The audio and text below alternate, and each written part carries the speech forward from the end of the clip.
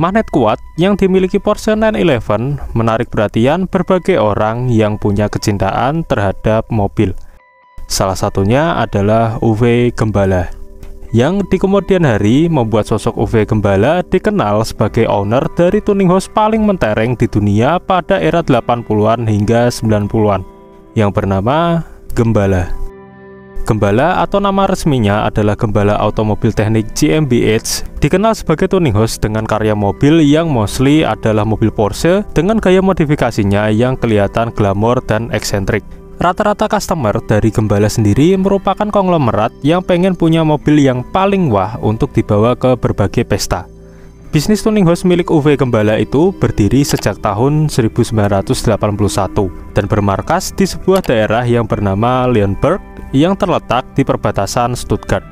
Konsumen dari Gembala sendiri mayoritas berasal dari Jazirah Arab. Sebenarnya Uwe Gembala udah aktif bergelut di bidang otomotif sejak tahun 1979, 2 tahun sebelum Gembala GmbH resmi didirikan. Waktu itu dia aktif bikin part interior aftermarket untuk mobil-mobil bikinan BMW dan Porsche, meliputi pemasangan perangkat audio aftermarket, bikin instrumen cluster, dan retrim interior. Usahanya makin berkembang, hingga pada tahun 1981 dia bikin tuning house Gembala.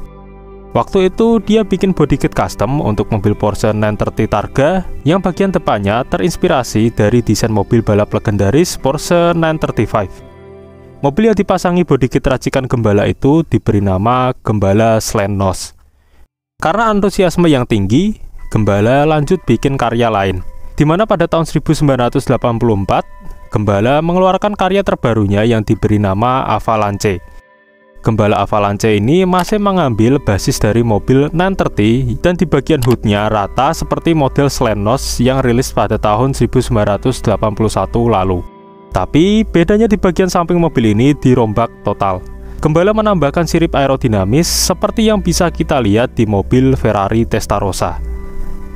Di tahun yang sama, Gembala juga mengeluarkan customan yang berbasis dari mobil Mercedes-Benz C126 500 SEC yang dibikin wet body.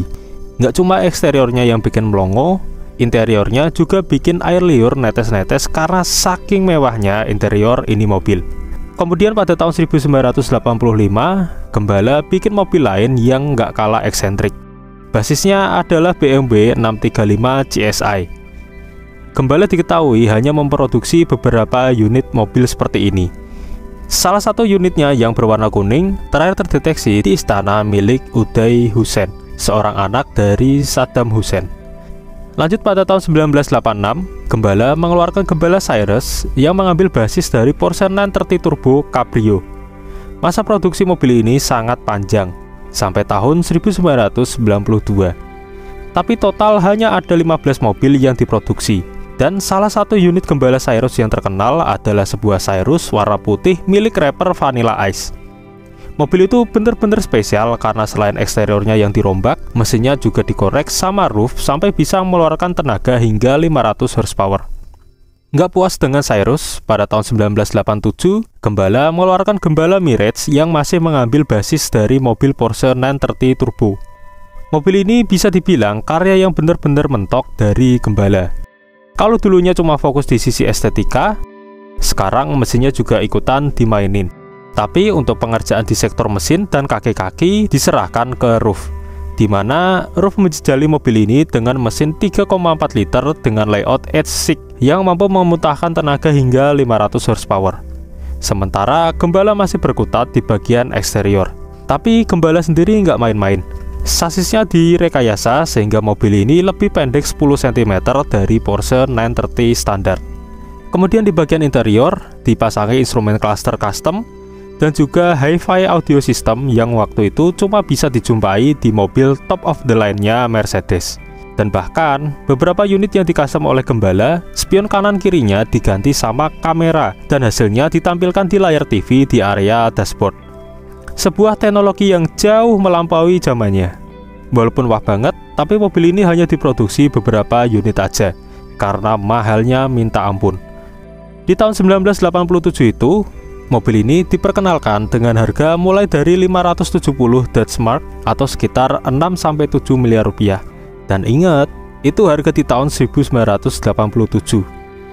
Kalau dihitung dengan inflasi di zaman sekarang, bisa mencapai 20 miliar rupiah. Kira-kira aja, bukan angka pastinya. Dan belum dihitung dengan kenaikan value karena nilai historis dari mobil tersebut di zaman sekarang.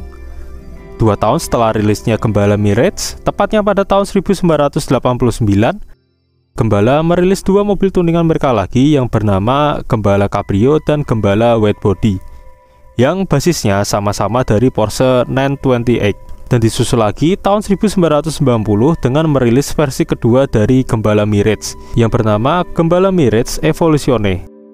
Setelah tahun 1990 itu, Gembala justru hampir bangkrut karena nggak bisa ngejual produk. Hal itu dipicu dengan perubahan tren yang cukup ekstrim, di mana orang-orang lebih suka desain sports car yang nggak terlalu glamor.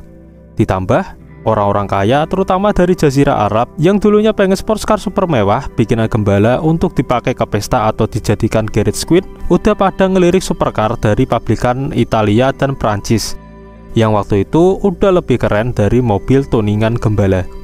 Cukup ironis memang, karena nama Gembala di tahun 80-an itu gede banget, tapi nama besar itu nggak bertahan lama. Gembala bukannya diam aja, mereka juga berusaha untuk keep up dengan tren yang terbaru. Pada tahun 1997, mereka mengeluarkan karya terbaru yang bernama Gembala Extremo dengan basis Porsche 993. Mereka melanjutkan tren positif yang mereka bangun ketika dulu bikin mobil Gembala Mirage. Gembala nggak cuma fokus di bagian estetika aja, tapi mereka juga mikirin performa dari mobil ini, yang dimana untuk urusan performa kembali diserahkan ke RUF. RUF mempersenjatai mobil ini dengan mesin 6 silinder flat 6 berkapasitas 3,6 liter yang dikombinasikan dengan 2 turbo Triple K K27 yang dapat memutarkan tenaga hingga 500 horsepower. Untuk urusan body kit, Gembala udah meninggalkan body kit dengan banyak lekukan dan sirip-sirip seperti yang mereka lakukan di tahun 80-an lalu. Total hanya ada 2 buah unit Gembala Extremo yang dibuat.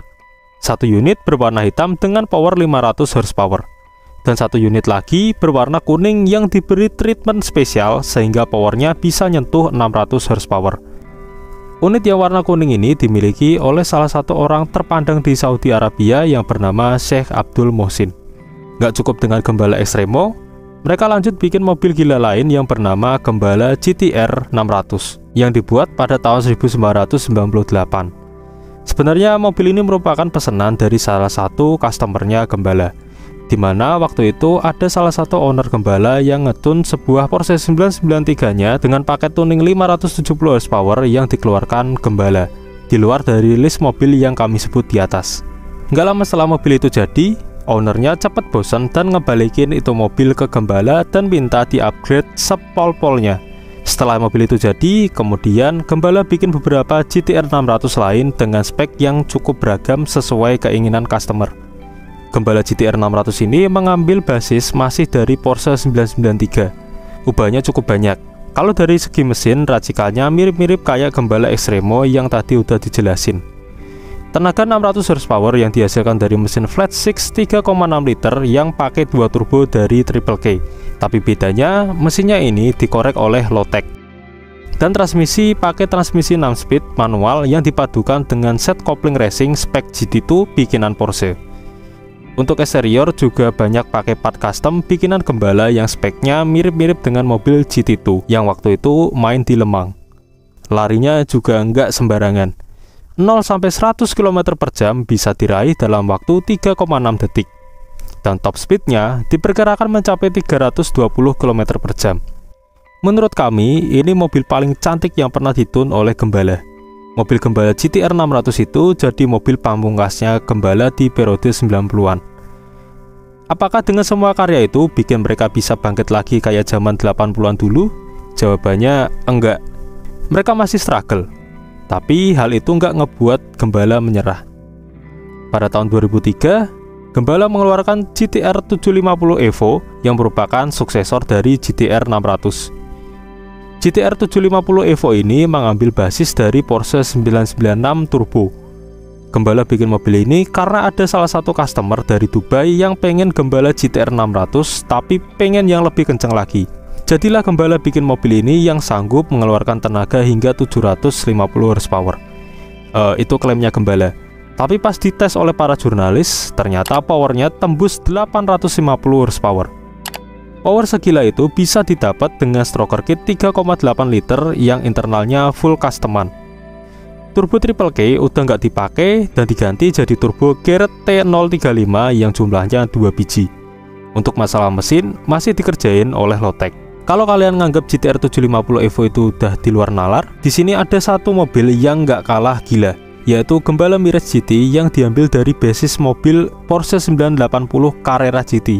Mobil ini diperkenalkan Gembala pada tahun 2006 dan tenaganya mencapai 650 horsepower.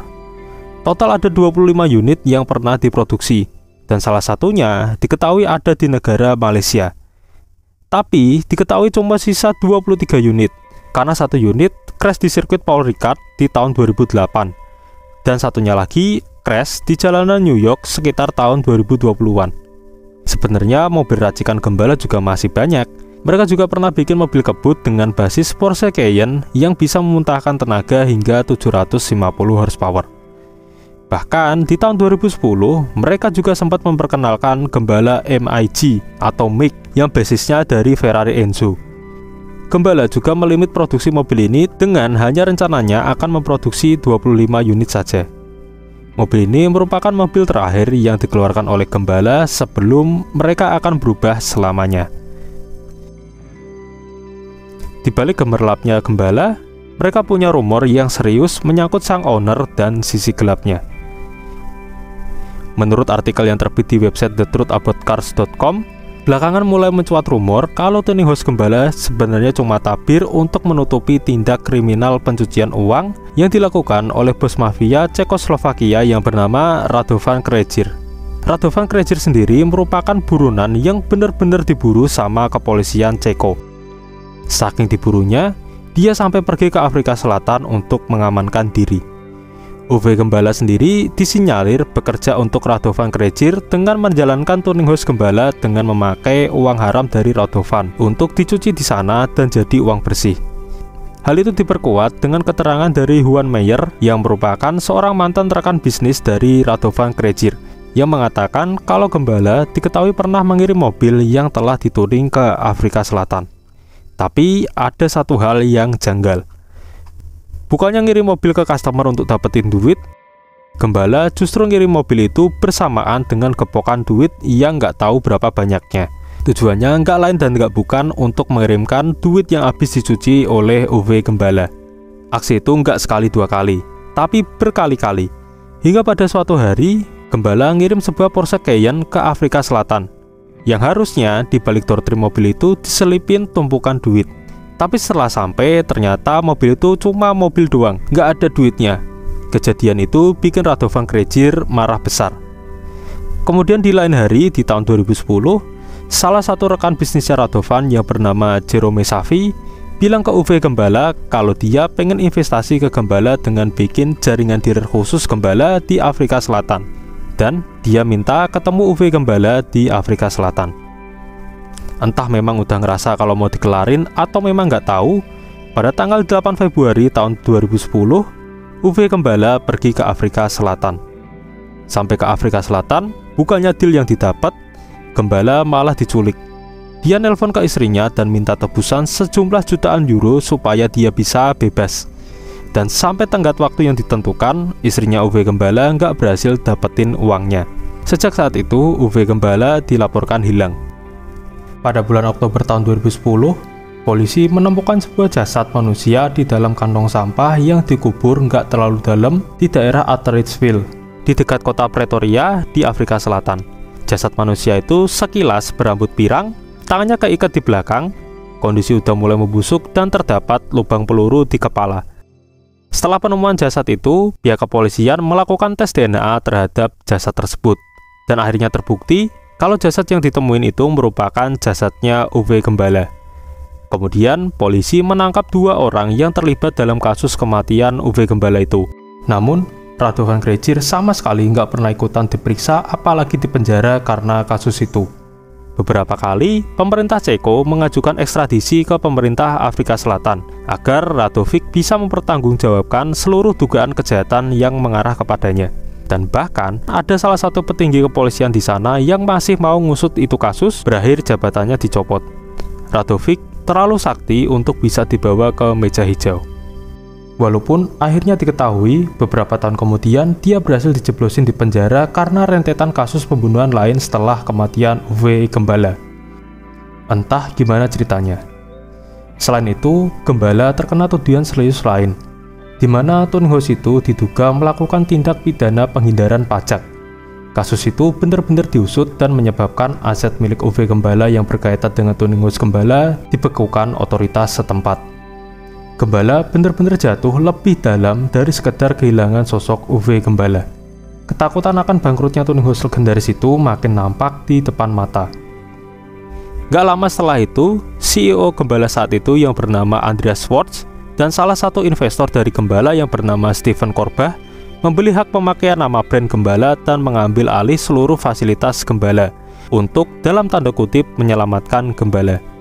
Tapi yang sedih, sepeninggalan Uwe Gembala, namanya seakan-akan berusaha untuk dihilangkan dari Turnhouse Gembala yang dulu dia dirikan. Gembala memang masih berdiri, tapi beda dengan Gembala yang dulu dibangun dengan sepenuh hati oleh Uwe Gembala.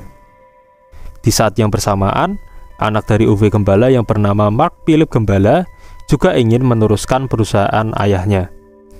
Ketika ada dua pihak yang memperebutkan satu hal, udah ditebak jalur ceritanya kayak apa.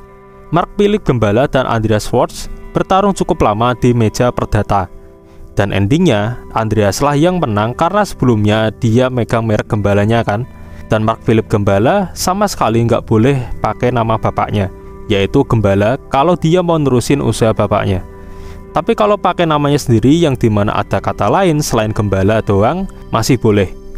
Kemudian anaknya Uwe Gembala bikin perusahaan baru atas namanya sendiri. Jadi sekarang ada dua perusahaan Gembala. Yang pertama adalah Gembala Otomobil Teknik GmbH yang merupakan Gembala peninggalan Uwe Gembala yang diambil oleh CEO dan investornya tadi.